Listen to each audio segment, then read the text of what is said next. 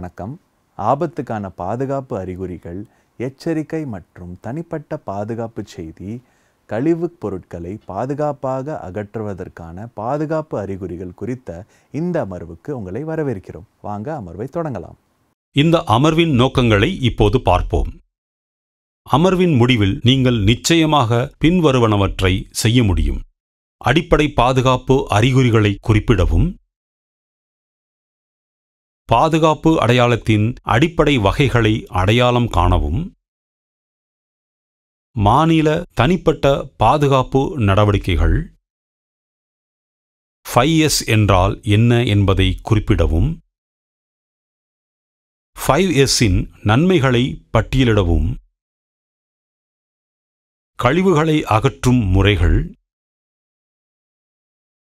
பட்டறையில் உள்ள கழிவுப் பொருட்களை கண்டறிந்து பிரித்தெடுக்கவும், கழிவுப் பொருட்களை வெவ்வேறு தொட்டிகளில் அடுக்கவும். இப்போது முக்கியமாக 4 வகைகளாக வகைப்படுத்தப்பட்டுள்ள பாதுகாப்பு அறிகுறிகளை பார்ப்போம். அவை தடை அறிகுறிகள், கட்டாய அறிகுறிகள், எச்சரிக்கை அறிகுறிகள், தகவல் அறிகுறிகள். பாதுகாப்பு அறிகுறிகளின் இந்த வகைகளை பின்வரும் வண்ணங்களின் அடிப்படையில் அடையாளம் காணலாம். சிவப்பு, மஞ்சள் அல்லது ஆம்பர், நீலம், பச்சை. இப்போது இவை ஒவ்வொன்றையும் விரிவாக பார்ப்போம். சிவப்பு நிற பாதுகாப்பு அறிகுறிகள் பொதுவாக அடங்கும். தடை அறிகுறிகள்: ஆபத்தான நடத்தை, நிறுத்து, பணி நிறுத்தம், அறிகுறிகளை வெளியேற்றவும். தீ பாதுகாப்பு அறிகுறிகள்: மஞ்சள் அல்லது ஆம்பர் நிற பாதுகாப்பு அறிகுறிகள் பொதுவாக அடங்கும். எச்சரிக்கை அறிகுறிகள்: கவனமாக இருங்கள், முன்னெச்சரிக்கை நடவடிக்கைகளை எடுக்கவும், அறிகுறிகளை ஆராயுங்கள். நீல நிற பாதுகாப்பு அறிகுறிகள் பொதுவாக அடங்கும். கட்டாய அறிகுறிகள்: குறிப்பிட்ட நடத்தை அல்லது செயல், பாதுகாப்பு உபகரண அடையாளங்களை அணியுங்கள். பச்சை நிற பாதுகாப்பு அறிகுறிகள் பொதுவாக அடங்கும். அவசர தப்பித்தல் அல்லது முதலுதவி அறிகுறிகள், கதவுகள் வெளியேறுகிறது, தப்பிக்கும் பாதைகள், உபகரணங்கள் மற்றும் வசதிகள் அறிகுறிகள். அடுத்து தடை அறிகுறிகள் பற்றி அறிந்து கொள்வோம். தடை அறிகுறிகள் பணியிடத்தில் அனுமதிக்கப்படாத செயல் அல்லது நடத்தையை குறிக்கின்றன. செயல்பாட்டின் கருப்பு ஐகானின் மீது சிவப்பு சாய்வுடன் சிவப்பு வட்டமாக அறிகுறிகள் காட்டப்படுகின்றன. உரை வெள்ளை பின்னணியில் கருப்பு. அடுத்து கட்டாய அறிகுறிகளை பற்றி அறிந்து கொள்வோம். கட்டாய அறிகுறிகள் மேற்கொள்ளப்பட வேண்டிய குறிப்பிட்ட வழிமுறைகளை வழங்குகின்றன. சின்னங்கள் நீல நிற வட்டத்தில் வெள்ளை நிறத்தில் உள்ளன. உரை வெள்ளை பின்னணியில் கருப்பு. அடுத்து எச்சரிக்கை அறிகுறிகளை பற்றி அறிந்து கொள்வோம். எச்சரிக்கை அறிகுறிகள் சிறப்பு கவனம் தேவைப்படும் அபாயங்கள் அல்லது நிலைமைகளை எச்சரிக்கின்றன. இந்த பாதுகாப்பு அறிகுறிகள் கருப்பு முக்கோணம் மற்றும் கருப்பு உரையுடன் மஞ்சள் பின்னணியில் ஐகானை கொண்டிருக்கும். அடுத்து எமர்ஜென்சி சைன்ஸ் பற்றி தெரிந்து கொள்வோம். அவசர அறிகுறிகள் என்பது பொதுவான தகவல் அறிகுறிகளாகும். இது அவசர வசதிகளுக்கான இருப்பிடம் அல்லது திசையை குறிக்கிறது. இந்த அறிகுறிகள் பச்சை பின்னணியில் ஒரு வெள்ளை சின்னம் அல்லது உரையை கொண்டிருக்கும். அடுத்து தகவல் அடையாளங்கள் பற்றி அறிந்து கொள்வோம். இந்த அறிகுறிகள் இயற்கையில் பொதுவான தகவல்களை தெரிவிக்கின்றன. இவை நீல நிற பின்னணியில் வெள்ளை ஐகானை கொண்டு காட்டப்படும். உரை கருப்பு நிறத்தில் எழுதப்பட்டுள்ளது. அடுத்து தீ பாதுகாப்பு அறிகுறிகள் பற்றி அறிந்து கொள்வோம். தீ பாதுகாப்பு அறிகுறிகள் தீ எச்சரிக்கைகள் மற்றும் தீயணைப்பு கருவிகளின் இருப்பிடத்தை அறிவுறுத்துகின்றன. அவை சிவப்பு பின்னணியில் வெள்ளை சின்னங்கள் அல்லது உரையை கொண்டிருக்கின்றன. இப்போது வீட்டு பராமரிப்பு மற்றும் கழிவுகளை அகற்றுவது பற்றி தெரிந்து கொள்வோம். வீட்டை பராமரிப்பது என்பது வெறும் தூய்மை மட்டுமல்ல, பணியிடத்தை நேர்த்தியாகவும் ஒழுங்காகவும் வைத்திருத்தல், தளங்களை தவறாமல் பராமரித்தல், கழிவுப் பொருட்களை அகற்றுதல் மற்றும் பணியிடத்தில் உள்ள பிற தீ அபாயங்கள் ஆகியவற்றை உள்ளடக்கியது.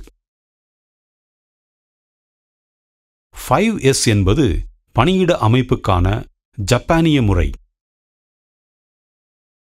ஜப்பானிய மொழியில் இது செய்ரி அதாவது சாட், சைட்டன் அதாவது செட், சைசோ அதாவது ஷைன், சைகெட்சு அதாவது ஸ்டாண்டர்டைஸ் மற்றும் ஷிட்சுக் அதாவது சஸ்டெயின் ஆகியவற்றை குறிக்கிறது. வரிசைப்படுத்து முதல் எஸ் தற்போதைய உற்பத்தி நடவடிக்கைகளுக்கு தேவையில்லாத பணியிடத்திலிருந்து தேவையற்ற பொருட்களை அகற்றுவதில் கவனம் செலுத்துகிறது. செயல்பாட்டிற்கு முக்கியமில்லாத அல்லது சரியான இடம் அல்லது அளவு இல்லாத அனைத்து பொருட்களிலும் சிவப்பு குறிச்சொல் வைக்கப்படுகிறது. வரிசையாக அமைக்கவும் இரண்டாவது எஸ்.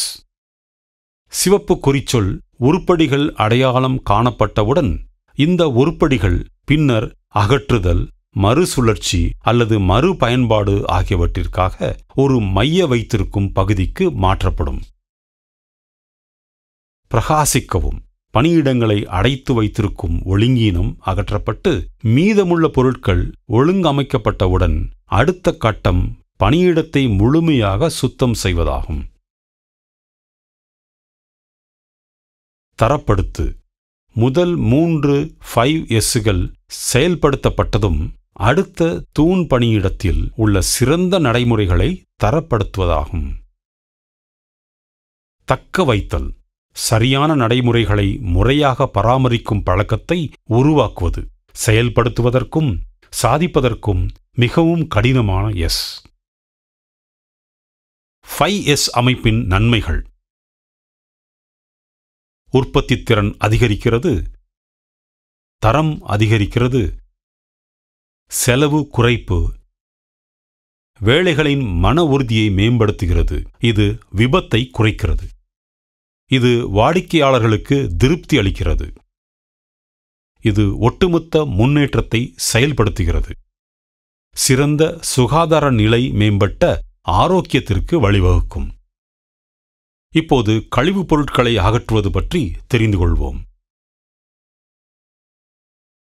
தொழிற்சாலை கழிவுகள் என்பது தொழிற்சாலைகள், ஆலைகள் மற்றும் சுரங்கங்கள் போன்ற தொழில்துறை நடவடிக்கைகளால் உற்பத்தி செய்யப்படும் கழிவுகள் ஆகும்.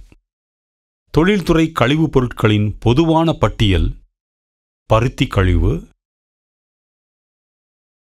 வெவ்வேறு பொருட்களின் உலோகச் சில்லுகள், மசக்கு எண்ணெய், குளிரூட்டி போன்ற எண்ணெய் கழிவுகள்,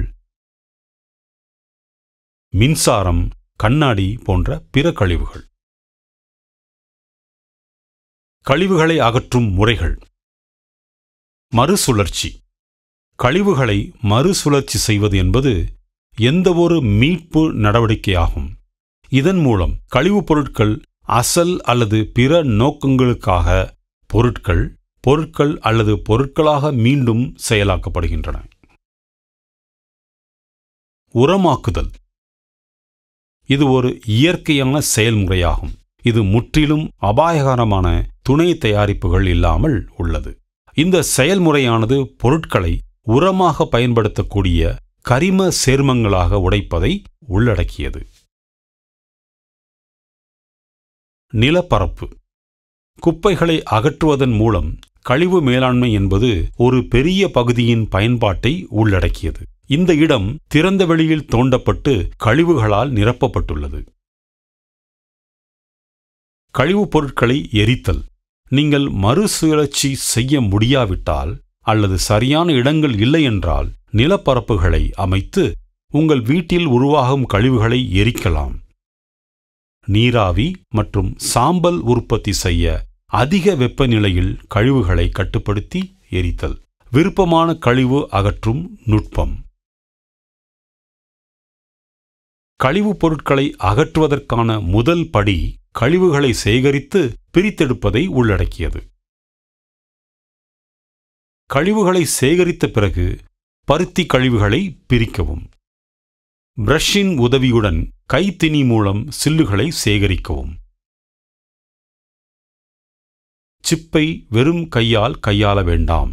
வெவ்வேறு உலோக சில்லுகள் இருக்கலாம்.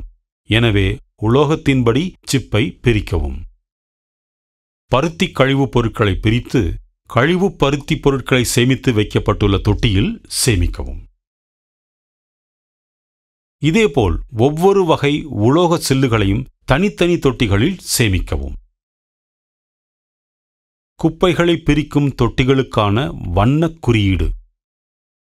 Waste material paper, colour code blue, plastic yellow, metal red, glass green, food black, others sky blue.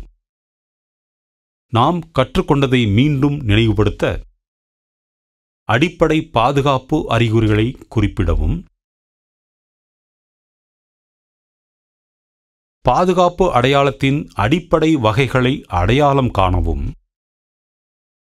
மாநில தனிப்பட்ட பாதுகாப்பு நடவடிக்கைகள் 5S என்றால் என்ன என்பதை குறிப்பிடவும். 5Sஇன் நன்மைகளை பட்டியலிடவும். கழிவுகளை அகற்றும் முறைகள். பட்டறையில் உள்ள கழிவுப் பொருட்களை கண்டறிந்து பிரித்தெடுக்கவும். கழிவுப் பொருட்களை வெவ்வேறு தொட்டிகளில் அடுக்கவும். எனவே ஆபத்துக்கான பாதுகாப்பு அறிகுறிகள், எச்சரிக்கை மற்றும் தனிப்பட்ட பாதுகாப்பு செய்தி, கழிவுப் பொருட்களை பாதுகாப்பாக அகற்றுவதற்கான பாதுகாப்பு அறிகுறிகள் குறித்த இந்த அமர்வு முடிவடைகிறது. அடுத்த அமர்வில் சந்திப்போம்.